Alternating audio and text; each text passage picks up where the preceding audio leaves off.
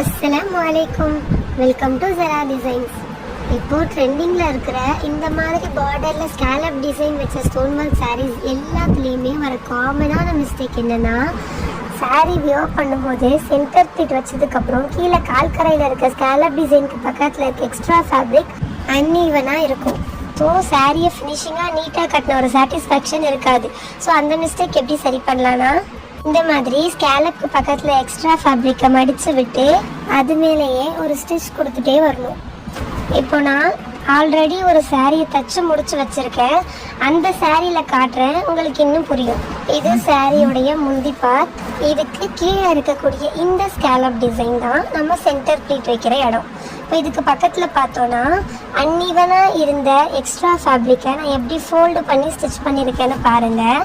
அதை back side fold பண்ணி இந்த கார்னர்லேருந்து ஸ்டிச் பண்ணிக்கிட்டே போகணும். அப்படியே போக போக ஃபேப்ரிக்கு கம்மியாகி நம்ம டாட் பிடிக்கிற மாதிரி நிறுத்திடணும். அவ்வளோதான். இந்த மாதிரி நம்ம மடித்து தைக்கும்போது எக்ஸ்ட்ரா ஃபேப்ரிக் அன்ஈவனாக இருக்காது. அதனால் இந்த மிஸ்டேக் சரியாகி நம்ம இப்போ இந்த சாரியை வியர் பண்ணி பார்க்கும்போது நீட்டாக எலகெண்ட்டாக இருக்கும். அவ்வளோதான். ஸோ இந்த மாதிரியான யூஸ்ஃபுல்லான டிப்ஸ் அண்ட் டைலரிங் வீடியோஸ்க்கு ஜரா டிசைன்ஸ் யூடியூப்பில் பார்த்தா சப்ஸ்கிரைப் பண்ணுங்கள், இன்ஸ்டாவில் பார்த்தா ஃபாலோ பண்ணிக்கோங்க.